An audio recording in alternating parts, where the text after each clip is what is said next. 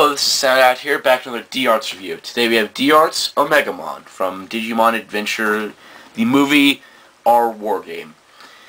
Now, this guy came out back in February, and I got him back at the beginning of March, because Figmas were delayed. And I've had him for a long time. He's really cool. The reason I haven't reviewed him yet was because, one, I wasn't too worried since nobody else on Riders, Rangers, and Rambles has him yet. So, basically. Second, I've been busy with other stuff like Gokaiger and the Swordfish Zord and fighting evil monsters. And third, I haven't had as much time since I'm still trying to pass high school. Anyway, so here he is, finally. Now, he is awesome. So, I'm sorry if this is actually even later because I got more stuff coming. Figmas are taking priority. But here he is. Here is D-Arts Omegamon. This is a pricey piece right here. He's going to cost you about $60. That's without any discounts. If you get him from Omnimon, which you still can, he's about $45 maybe. He is very expensive, but he is worth it. Let's take a look at this box art. You got, Omegamon there. You have Omegamon, D-Arts Omegamon. You can revive and press the scene with lots of joints and ultimate modeling. The Royal Knights put in cursive here, which looks really nice. Another picture of the figure with some added effect to it. On the top, you get Omegamon again. And, yes.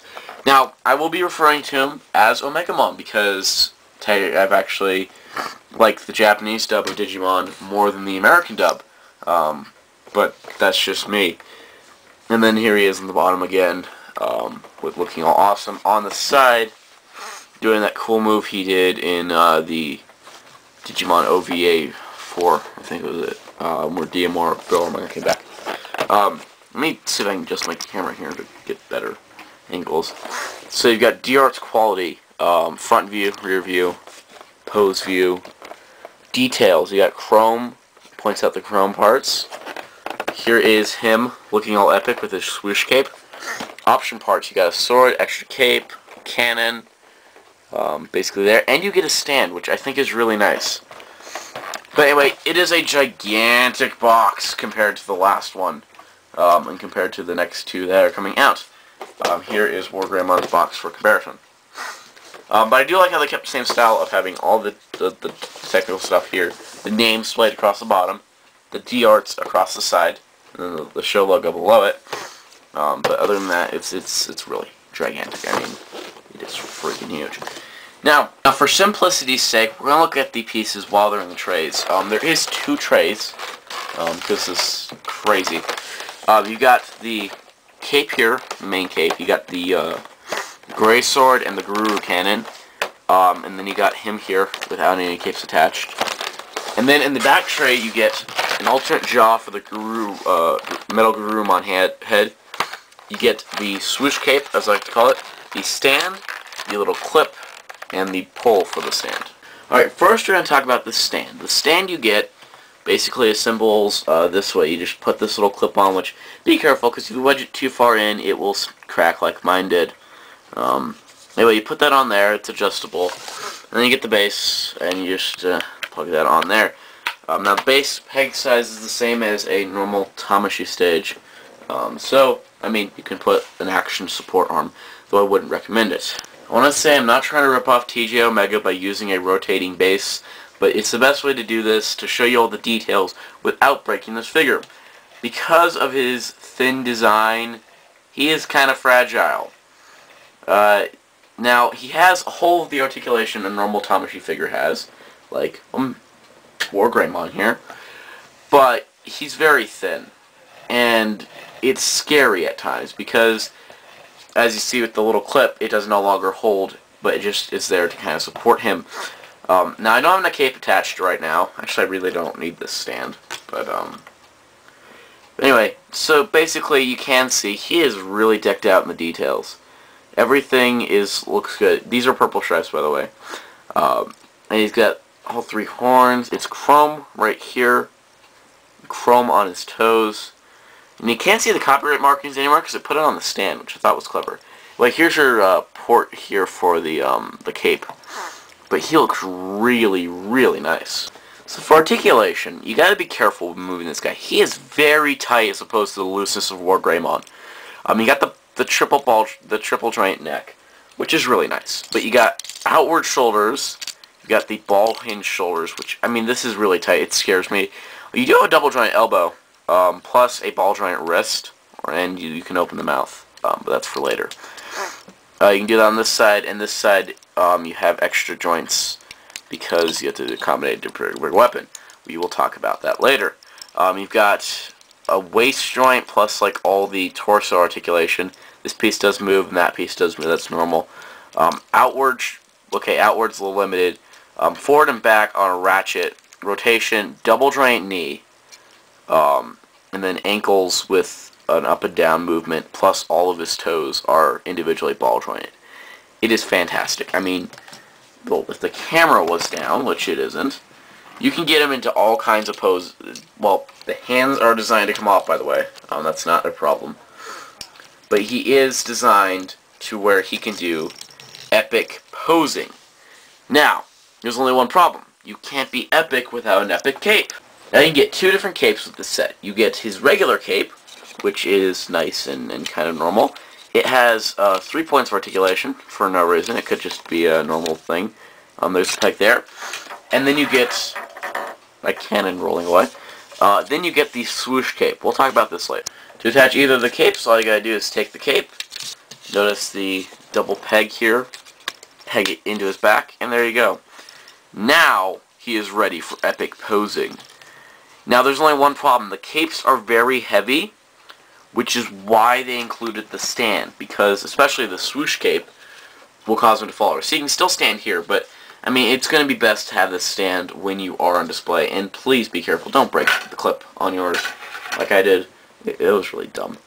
But there you go. It does add to his effect. I mean, it is part of him. And then you can, of course, swoosh it back. It just doesn't hold up. You're going to need an extra Tamashi stage to hold this up.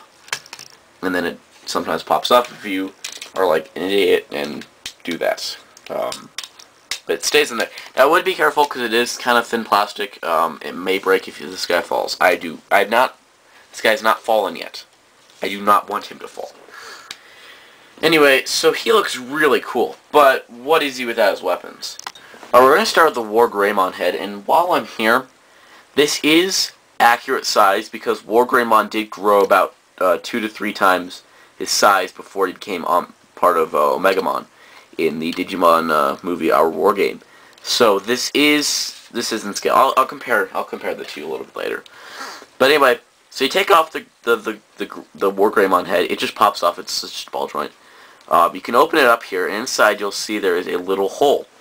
You take the gray sword, or transcendent sword if you're American, and then you got, it's all chromed out and everything with the digicode on it, and it just goes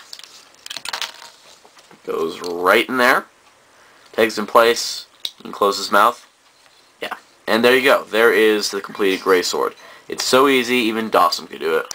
Next, take the Metal Garurumon head, and I would compare it to the D-Arts Metal Garurumon head, but I can't do that since they have not come out with Metal Garurumon. Anyway, as you can see, it's all nice and everything. Now to do this, it's a little bit trickier. But basically, you got to pull out all of his jaw parts here so that tab is exposed, and then you got to pop off this jaw piece, and then take the alternate jaw piece, which has a wider opening on it. Click that into place. Then these things are on a spring type mechanism, by the way. But yeah, as you can see, this is a bigger jaw piece.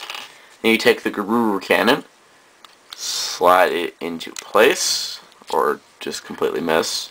But it just slides into place there, and then the mouth forms around the cannon. And there you've got, well, if it was the right direction. You gotta notice that that goes on the bottom, I believe. It fits in, and then yeah, there you go. No, something's not right. This jaw, the jaw's very loose. It's the only loose part of this toy, is this jaw piece. Actually, it's the same either way. It doesn't really matter. But there you go. There is the Garuru cannon. Now that he's armed up, he looks total badass. As you can see, this thing is perfect from every angle, using this clever rotating base that I have. The cannon fits perfectly. The sword fits perfectly. The swoosh cape looks natural. It is a great look. And I'm really glad they put this much effort into the figure. They could have cheaped out and not included an extra cape, but they didn't, because Bandai cares, apparently.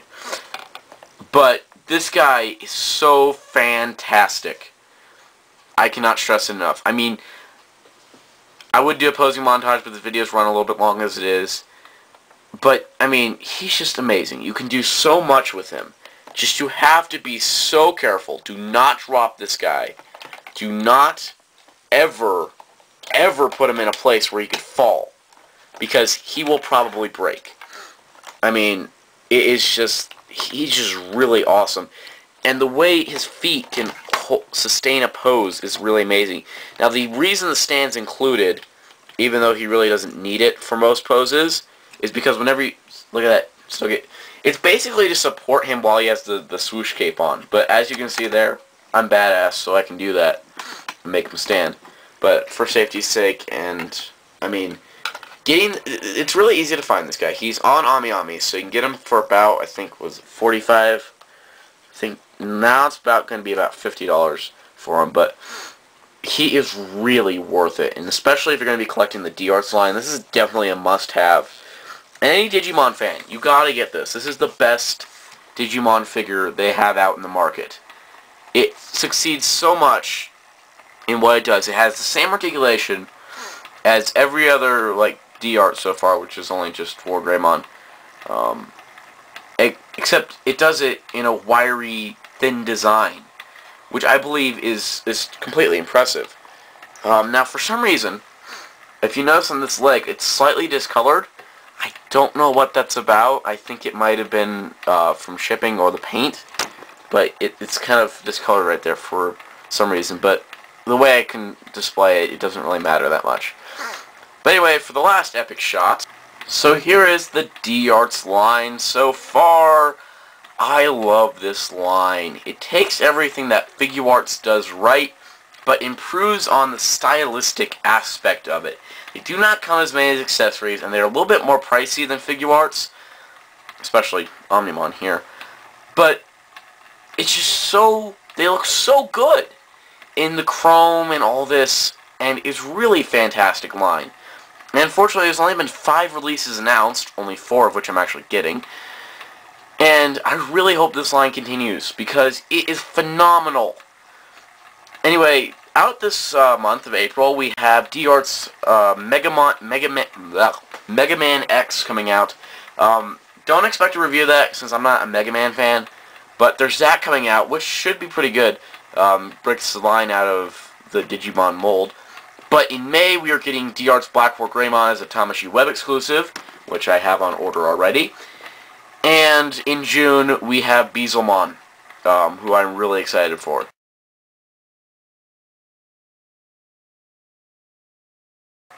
But this line is great, and there's been a lot shown. There's been Gallantmon, or Dukemon, I should say. Dukemon, Diaboromon, there's also Beelzemon's bike and his blast mode parts. I mean, it's just fantastic, and I really am excited for more things. But first question, Bandai, where the hell is Metal Garurumon? You showed him at the first show that these were announced, and we haven't heard anything about him yet. I just hope you're making improvements, and that's why he's delayed. Anyway, expect another D-Arts review in May when I get Black War Greymon, and another one in June when I get Beelzemon. But then again, things change, you know. I'm not going to cancel my pre-orders, but just things may take a little longer. Overall, I'd highly recommend Omnimon or Omegamon, whichever dub you like, to any D-Arts fan or Digimon fan, because it is the best Digimon figure they've ever produced. And get War Greymon to go with them. They're both still in stock at Omnimon, and you can get them for 20 to 25% off, which is a pretty good price. Anyway, that's all. Till next time, saying goodbye.